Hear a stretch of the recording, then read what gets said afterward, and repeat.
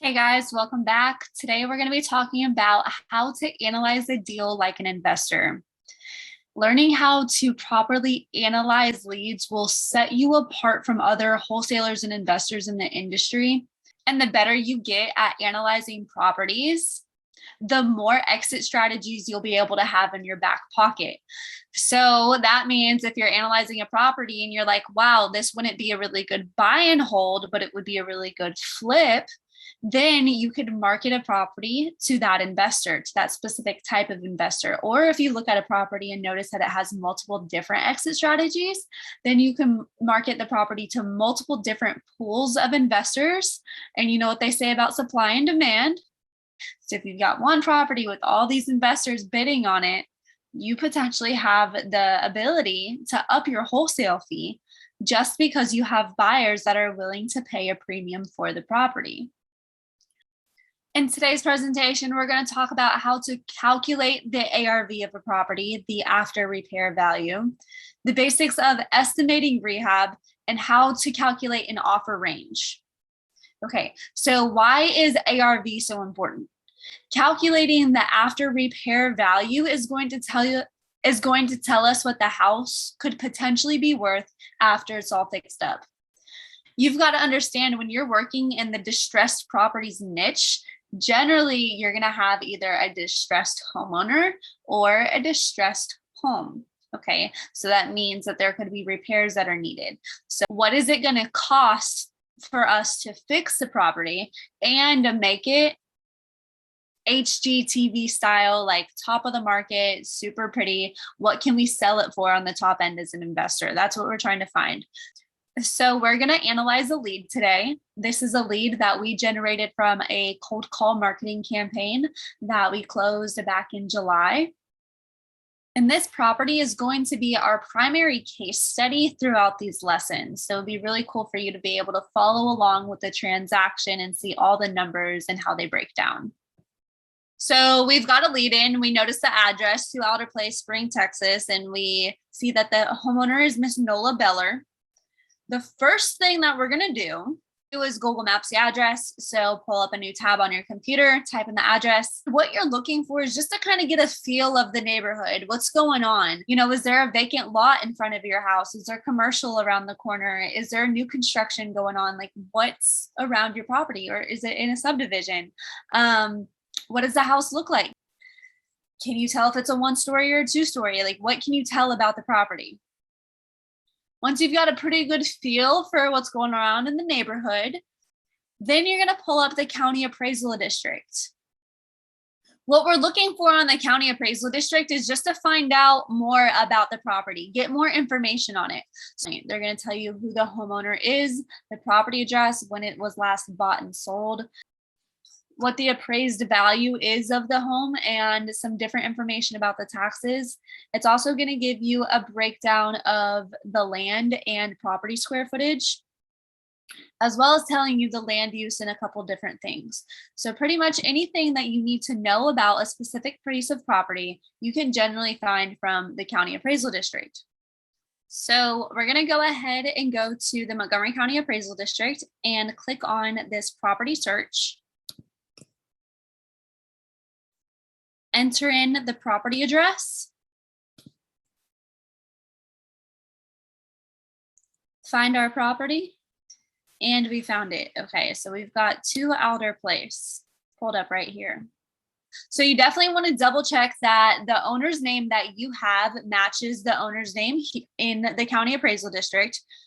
For example, our owner does not. We'll notice that the property owner right now says Breckenridge Property Fund. But if you scroll down here, you'll notice in May of this year, Ms. Nola actually sold the property to Breckenridge. And that's why we're case studying it. So we're going to pretend like it says Nola. All right. We've got our property address. And then we've got our legal description. What's the difference between the two, and what is a legal description? So when you were first born, you got 2 things. You got a name, so your first and your last name. And then the government gave you a social security number. Picture the property address as your first and last name and the legal description as a social security number. The legal description is how the city and county records the property. The property address is what the Postal Service uses to send mail. Because when you're sending a piece of mail, you're not going to sit there and write out Woodlands Village, Grogan's Mills, Section 5, Block 2, Block 10. No, you're just going to put on there 2 Alder Place, Spring, Texas, 77380, right? And right here, it says that the property is 2,518 square feet. And then it'll break down the square footage of each one of the living spaces. So this is the information that you're going to want to take away from the county appraisal district. And now we're going to start calculating the ARB. First things first, where can you calculate ARB? Where do you go to find this information? If you or a member of your team is a licensed realtor, the best and most accurate place for comparables is on the MLS. And the MLS is what realtors use to post all of their properties. It's a database that holds all of the sold, pending, active, terminated, withdrawn properties on within a specific market. So for instance, Houston down to Galveston up to College Station is all a part of the Houston MLS. This data is updated on the daily and is the most accurate platform for comparables.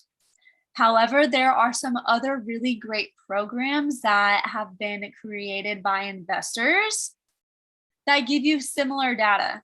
For example, PropStream is one of those companies, but since they've been around for so long and because it is such a large platform, states even like Texas, which are non-disclosure states, which basically means that you can't, from an outside state, look into Texas and find out what home values have sold for.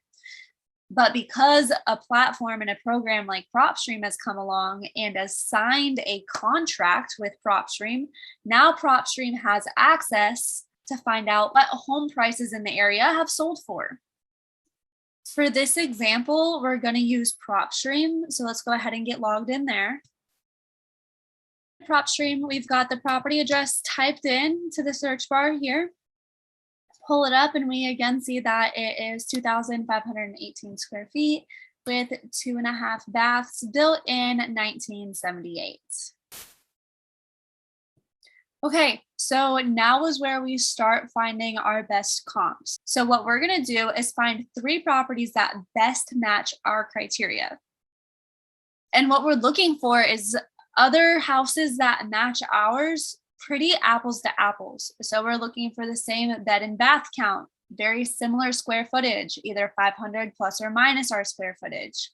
We're looking for about the same year build. It's very hard to compare a property built in 2020 to a property built in 1930.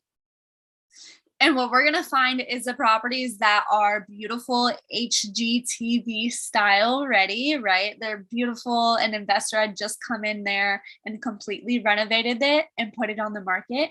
And that's what we're trying to find. That's what we're trying to compare against at this point. But we can't just pull 3 random properties from all across the state of Texas or all across Houston. We have to niche down into our area, right? So there's a couple different ways for analyzing the market. The most popular way is to search by subdivision. Generally, this is when you have properties that are in more of a cookie cutter style community. Next way to do it is to search by zip code. Generally, I find myself searching by zip code the most when I'm looking at properties that are surrounded by commercial land or are vacant lots. The third way that we typically analyze leads is by mapping the area. You want to be very careful not to cross any major roads or highways when you do this. Generally, we map the area the most in areas like First Ward, Third Ward, the opportunity zones in Houston that have a lot going on. You know, there's vacant lots, there's new construction, there's old bungalows still, you know, like there's just so much, there's just a lot going on in a specific area. For instance, if you're trying to comp North Houston, like that Ryan subdivision, or if you're trying to comp Fifth Ward and you've got Trinity Gardens and all these other different little pockets around there, sometimes we just need to map the area. The fourth and final way that I would recommend analyzing a market is by drawing a mile radius around your property. And we typically find this done the most in super rural areas where we're looking at like either old country land or again, vacant lots, just things like that. And that's typically when comps are just really hard to come by and you just really got to expand your area and figure out what else is out there. So for this property in particular, we're going to come back into PropStream and we're going to come over here to this details tab.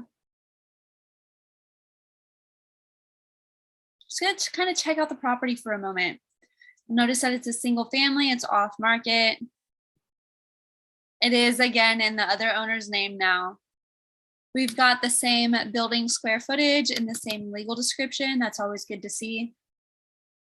We'll notice that it is in an HOA and that it's sold earlier this year.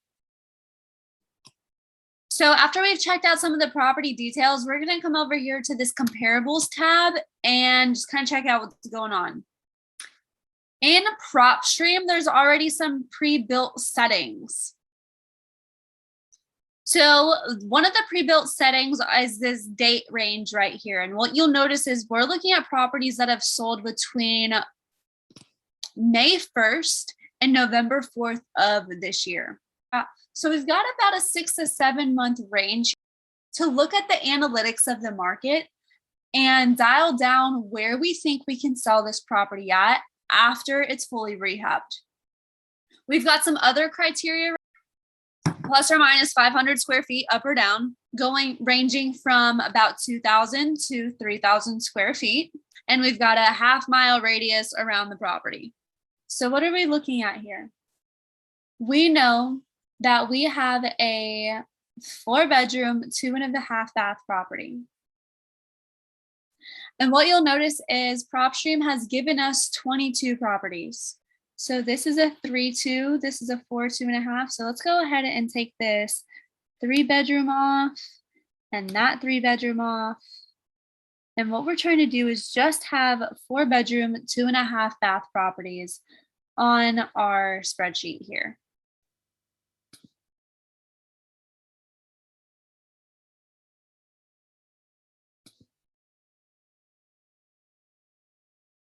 Okay. And now we'll see that we'll have 6 of these properties selected. They are all within our 500 square feet, plus or minus. This is 2,100, 2,100, 2,300, 2,300, 2,200, 2,600, and our property is 2,500 square feet. We do have a relatively large lot. We're sitting on a 13,000 square foot lot. This is a 12,000 square foot lot, 9,000, 11,000, 7, and 12. So out of these 6 properties that we have selected, now we're going to look at specifically what our price per square foot is, what our average price per square foot is. And PropStream does an amazing job of just letting us know this up here. It says that the average sale price is around $420,000. The average price per square foot is around $184,000. And the average days on market is about 47. But where you would find this is you keep scrolling over. You'll notice that our first property is $211 a square foot, sold for $211 a square foot, $177 a square foot, $163 a square foot, $162 a square foot, $162 a square foot, and $162 a square foot. So wow.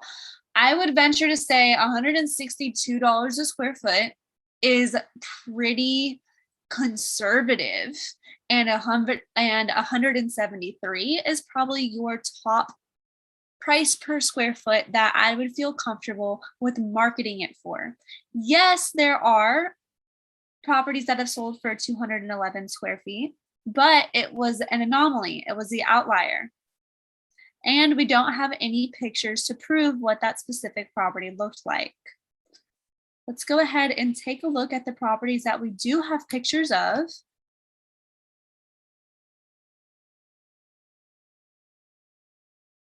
Unfortunately, this one does have a pool, but it is very similar to our property. It was definitely renovated by an investor. It was vacant when it was sold. Brand new updates, kitchen appliances, backsplash, updated flooring. That's beautiful. Okay. The only issue that I see with it is that it has a pool in the backyard.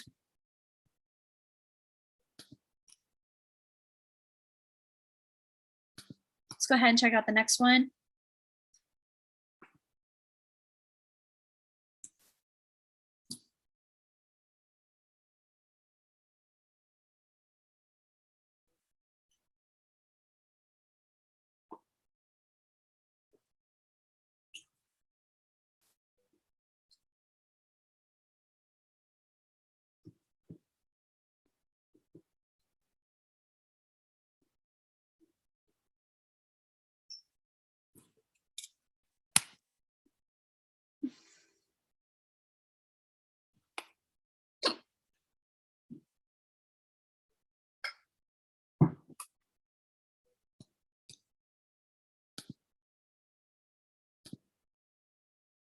All right, cute little 2-story.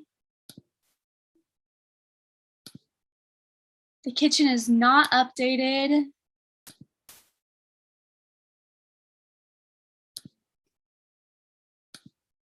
Compared to the other kitchen, it's not updated. It still has some of the older style oak. It has some of the older style oak cabinetry and this dark granite with the wood paneling. Luckily, the property is very consistent throughout, which is nice. This property also has a pool, so maybe we're the outlier of the neighborhood for not having a pool. Got this one right here.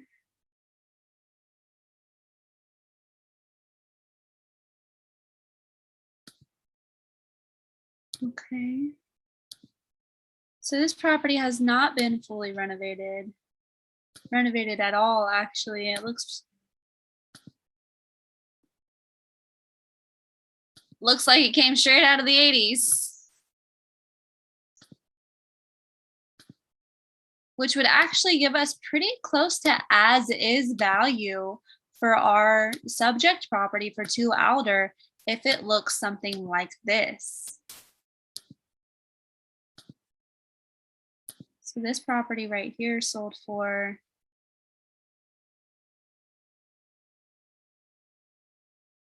$162 a square foot. Wow, that's crazy. So as is value for this property as it stands right now could be pushing about $420,000 since this property sold.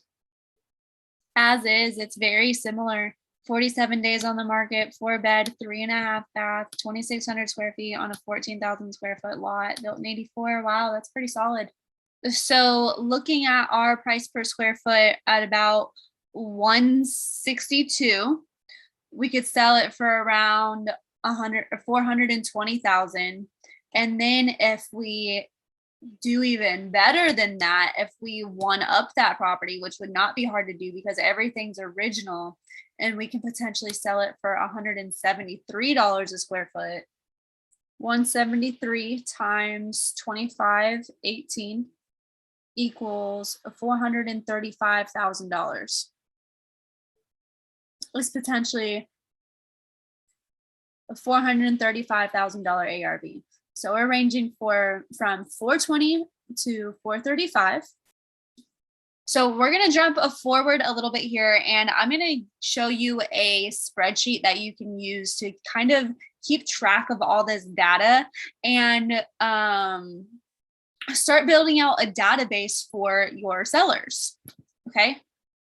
So we're going to go into this spreadsheet right here, and we're going to say her full name is Nola Beller.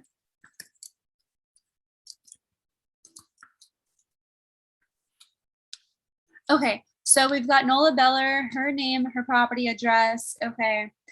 ARV is 420 to 435, depending on your price per square foot, from about $160 to $170 a square foot. Okay. And we were able to come up with this ARV range from our comps that we pulled. So we came into PropStream, we updated our criteria, we looked for properties that best matched our criteria: bedrooms, baths, square footage, and lot size. We were looking for properties that sold for a high price per square foot to find what our best ARV could potentially be. We looked at all those properties. We found 6 properties that matched our criteria. We found out that our ARV range was about $160 to $170 a square foot, which left us with an ARV of about $420,000 to $435,000. We now have all of this data plugged in here, and now our next step is estimating rehab. So we've got $211 a square foot, $177 a square foot, $163, $162, and $162 a square foot. So we're going to Actions and View Comp Report, and we're going to download the MLS comp report. And here you'll be able to easily compare these properties side by side. All right, guys, wow, that's crazy. So since the last time I've ran the ARV for this property, which was back in early, probably like May timeframe, property has jumped in value.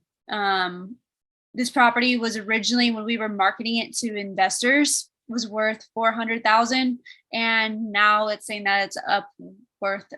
And now I've got an ARV of pushing $435,000, which is absolutely amazing. Continues to show you that real estate is an appreciating asset and is continuing to rise, even in crazy markets like what we have going on in 2020, 2021. That was just really interesting to see. Let's go ahead and keep looking at this property. So how are we going to confidently estimate rehab without seeing the property and not having a full understanding of what the rehab process looks like, or even how to walk a property and say, hey, yeah, this is going to cost $30,000. Luckily, we've got a little cheat sheet for you. This is not 100% accurate all of the time, but it will give you a pretty good idea starting off of what to estimate for rehab. So in the first column here on the left-hand side, we've got different square footage ranges. So is a property less than 1,500 square feet, 15 to 2,500 square feet? Is it between 2,500 and 3,500 square feet? That's normally some of your bigger 4 or 5 bedroom houses. Anything bigger than 5,000 square feet is just a massive mansion and or commercial property, most likely. Okay, so we're going to break it down by the different square footage ranges, ranging from less than 1,500 to more than 5,000, and how much work the property needs. So if it's less than a 1,500 square foot house, let's just pretend it's a small 2-bedroom, 2-bath house in Galena Park.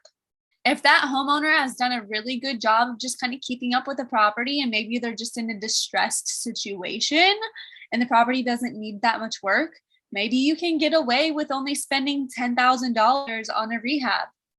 But if the property needs a little bit more work, if the kitchen needs to be redone, or if there's any major cosmetic work that needs to be done, potentially you can spend about $25,000 on that property. Take that same property, same exact one. Now the roof's fallen in, the foundation's all messed up, and we've got galvanized piping that we've got to completely replace. Well, now our rehab budget just doubled for that particular property. This little cheat sheet right here will give you a pretty good idea of what to expect in rehab based on square footage. If this isn't enough for you and you need a little bit more information than that, No worries. I'll provide you with another calculator that estimates rehab for you. So located within lesson 2, you're going to find some different resources. One of the resources that I've provided you with is this rehab estimate calculator right here. When you open it up, this is what it's going to look like. You'll notice that there's a couple different columns on your left-hand side to enter the square footage and the bathroom count for your particular subject property. These are the only 2 numbers you're going to be adjusting on this calculator. Everything else will be adjusted for you. So the way you're going to read this will be like this. If your home price has an ARV of $200,000 or less, you're going to be looking in this first column. If your home has an ARV of $300,000 or less, you're going to be looking in the second column. If your property is worth more than $300,000, you're going to be looking in this third column. This rehab calculator breaks down the different prices of paint, flooring, the different levels of kitchen rehab, whether it's a full rehab, you know, replacing all of the cabinetry, the backsplash, the countertops, everything, or if it's just a cosmetic rehab, potentially just replacing some backsplash and some finishes. And then we've got different levels of bathroom rehab. Is it a full rehab, replacing everything, or is it just a cosmetic? What about the master bathroom? Are we taking out everything in the master bathroom, or potentially are we just refinishing the surround? And then based off the square footage of the property and the number of bathrooms you have and the ARV of the property, it's going to give you 2 different numbers. It's going to give you a minor rehab and a major rehab for inside. And this is just talking about cosmetics. This is not a structural calculator. If any of your systems are out of whack, that be HVAC, foundation, roof, or electrical, estimate each one of those systems costing about $5,000 to potentially $10,000 to replace. So if their HVAC's out, 5, 10, 15, 20, that can quickly add up to 10, 20, 30, 40, depending on the size of the house. Again, this is just to give you an estimated idea of what the numbers could potentially be before you fully analyze the property and you get to walk through it. For instance, for our subject property, we are at 2518. Oops, 2518.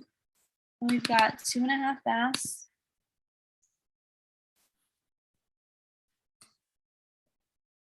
And we've got a $300,000 ARV. I'm going to estimate that we're going to spend somewhere around $40,000 to $50,000 on this rehab. So if we go back to our Canva slides, and that's just about dead center at a $45,000 rehab.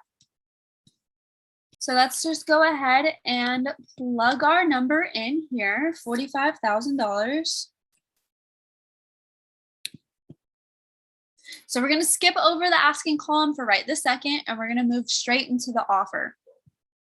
I'm sure you've heard the golden rule of real estate investing, which is you purchase properties at 70% of the after repair value minus any repairs. So the equation is ARV times 70% minus repairs equals your offer and or acquisitions price. Okay. It's the golden rule, but it's not a law in real estate investing. You don't have to purchase properties like that. There are amazing deals out here that you don't have to purchase at 70%, and I'm going to show you how. Okay. So for case study's sake, we're going to go ahead and pretend like the ARV of this property is still at $400,000. Like the market hasn't shifted. It hasn't appreciated. So we're going to go backwards in time a little bit, back to May, when we sold this property to an investor and it's worth $400,000. So 400,000 times 70% minus $45,000 of that number is going to give you a starting offer number of $235,000. Okay. But here's the thing, guys, just like the market shifts, lending also shifts. So is it a buyer's or seller's market? What are your investors purchasing at?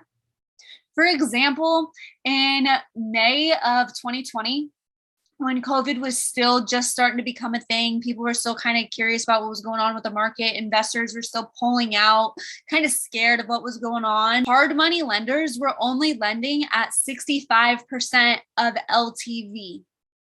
They were only lending at 65% of what the value of that loan was worth. Flash forward today, most hard money lenders are back up to lending at about 75% of ARV, or at 75% of loan to value ratio. Okay. That's if you're using hard or private money. If you're using cash, if you've got investors that are still purchasing with cash, they're buying around 80 to max about 85% for a good deal still. Let's just say that your investor pool isn't built up with those high performing cash buyers yet. So we're going to go a little conservative with it and say that your buyers are purchasing somewhere between 70 to 80% of ARV. Knowing this, there's a gap here in our offer range. So what is your max offer? What is your offer range? And how are you going to find those numbers? I'm going to give you access to our master ROI calculator so that you can easily put these numbers together and analyze more properties much faster. Your ROI calculator is going to look like this, and it's located within the Lesson 2 folder in your Google Drive as well. Before we pull up the calculator and we start using it, let's just take a moment to analyze what's going on here. So in the left-hand grid, we've got the purchase price, the square footage, the rehab estimate, and ARV of the property.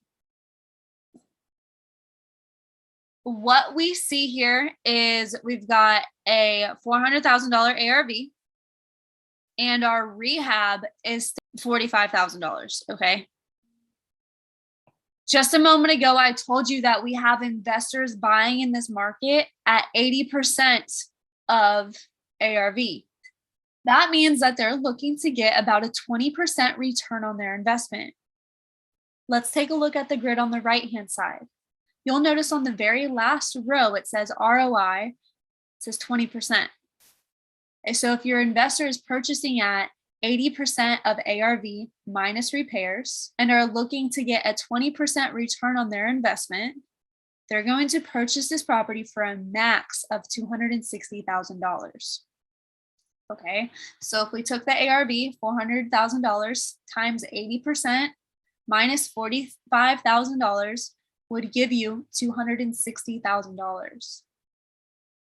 This calculator is also going to take into consideration some other things like how many months they're in the deal. So different holding costs, taxes, insurance, utilities, also the front side and the back side closing amounts. If they're an investor, generally they're going to at least be paying fees, both fees, the buyer and seller's fees, on the front side closing. Okay, when they go to resell the property after they fix it up and they put it on the market, potentially, depending on how their realtor negotiates the deal with that probably first-time home buyer that's going to be moving into the house, they might have to pay other closing fees there as well, just depend on how those contracts get negotiated. So you want to calculate those numbers. All of it adds up, right? So even with that being said, if this investor purchases it for $260,000, puts $45,000 worth of rehab in it, adds up all those miscellaneous fees, the total amount that they're going to be in this deal for is going to be about $335,000. So they're in it for $335,000, and then they're going to sell it for $402,000. So this investor is still going to make a $67,000 profit. And you just saw within the last 6 months that the market has appreciated. And now the property is worth $435,000. So you can just add that into the investor's pocket. However, I do know that this property still hasn't sold because I am the realtor for it, and I'm actually getting ready to put it on the market because the investor just got done flipping it. While the market has definitely appreciated in their favor, you've still got to remember that they've been holding on to the property all this time, paying all those fees and their contractors. And they were in the property for a little longer than they thought they were going to be. So some of these holding costs, when you're an investor and you're flipping properties, sometimes they equal out. And then sometimes you just come across killer deals like this one and make out like a bandit. Okay. So let's go ahead and pull this calculator up in the Google Drive. When you first come into the Google Drive, I'm going to ask you to copy and paste this calculator into your own client folder. And the way this is going to look is like this. Okay. So you're going to go to File, drop down to Move, click on Move. And then you're just going to back out a couple times until you find your Gypsy Endeavors. Okay, let's just say Gypsy Endeavors Consulting clients. Just for instance, let's go to Kimberly and move this into her folder. Okay, so you just click Move, and voila. You've got your own calculator in your own folder. So that way that if any of the formulas ever get messed up, you can just come back to this lesson, recopy the calculator, and now you've got a brand new calculator and the formulas are perfect. Okay. So now, knowing that an investor would max pay $260,000 for this property, what's our offer range? Well, if we've got 70% of ARV minus rehab, which is $235,000, or a max of a 20% ROI, which equates to 80% of ARV minus rehab at $260,000, that's our offer range. Okay, $235,000 to $260,000. But wait, hold up. What about Shmi? What about our wholesale fee? Okay, you have to get paid for negotiating a deal, for negotiating the contract between the seller and the buyer. So what is your wholesale fee? The industry average is $10,000. Sometimes it's more, sometimes it's less. I make no promises. It's all about how you negotiate the deals. Then we're going to take $10,000 off that previous offer range that we just had, right? So if we were at $235,000 to $260,000, now we're going to take $10,000 off of our price here. And now our new offer range, our final offer range that we would be comfortable presenting to the seller over the phone is $225,000 to $250,000. And then when we present that number, I'm getting a little ahead of myself here, but when we present that number, we would present it as, yes, Mr. or Mrs. Seller, it looks like we could pay around $250,000 to $225,000 for that piece of property. And then you just shut up, right? You just shut up and wait and listen to see what they say. And then, that's a whole nother lesson. We'll get into that later. But yeah, that's your new offer range. So we take this $225,000 to $250,000 and plug it into our spreadsheet. 225 to 250. Okay. If we want to fill out the rest of our sheet, then we can say our source was cold calling. We have not made any attempts to reach out to the seller yet, but as soon as we reach out to the seller via phone or email, then we would change that attempt to 1, 2, 3, 4, and then you just keep tally of it from there, right? Okay. So when did this lead first come in? What's that date? Let's just say that, okay? And then now we're talking about the notes and history. So what's going on with the property? Well, we don't really know yet until we talk to the seller. So that might be the next step, right?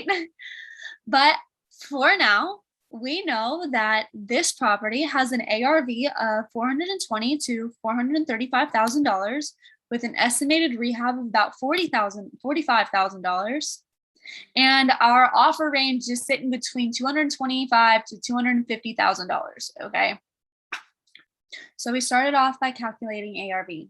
The first step was to look at the property address on Google Maps, pull it up in the county appraisal district, get the basic information, the ownership information, the property address, legal description, potentially the bed and bath count if the county appraisal district has it, and the square footage and the lot size. Also, checking out the land use in advance is always just a good thing to double check. Might help you in the future. So we looked it up on Google Maps, the county appraisal district, and then we chose our source to run comps with, right? So whether that be the MLS or a different program like PropStream. And then after that, we're going to analyze our market. We're either going to map it out or look by subdivision or zip code. After that, we're going to look for at least 3 properties that best match our subject property, right? That's apples to apples, very similar. You know, you want to get the same bed bath count, similar square footage, all the things. And then after we find our 3 properties, we're going to calculate our average price per square foot. Price per square foot isn't 100% accurate. There is definitely more due diligence to do with calculating ARV, but it'll give you a good estimate starting off as to but it'll give you a good estimate starting off, right? And that's all we're trying to do here is get rough numbers, get accurate numbers, but get rough numbers. Okay, so we've calculated the ARV. So we've pulled those potential 3 properties and we're looking at the price per square foot. We've got our average price per square foot. We're going to take that number, price per square foot, times our square footage to get our ARV or ARV range. Okay, so now we've got an ARV. What is the estimated rehab of the property?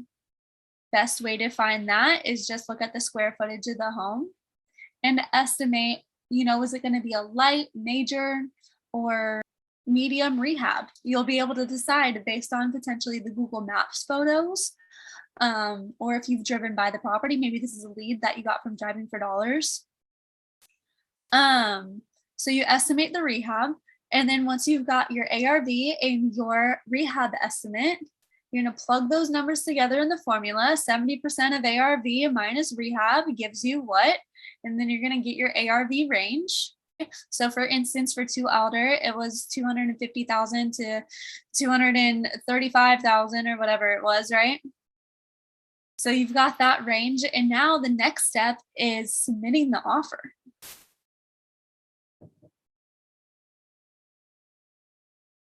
But today we're not going to go into the submitting offer process. We're going to wait until next week to go over the cold calling script, setting the appointments, giving the offer, all the things. For this week, we're just going to be focusing on calculating ARV and estimating rehab. So for your homework, I've given you about 8 properties to analyze, and then you're going to come up with 2 properties that you want to go ahead and run and plug those in. And we'll run those together to make sure that you've got a pretty good understanding on how to calculate ARV and estimate rehab. And then after that, for the remainder of our time together, I want you to continue to analyze 10 properties a week for the next 8 weeks. So going back to this spreadsheet right here, you'll notice that it is broken down into different colors. For the next 2 months that we're going to be working together, you're going to be analyzing 10 properties a week, and this is how you're going to start to track them. And while you're tracking them, you're also building your database all at the same time. So woohoo, already moving like 3 steps ahead.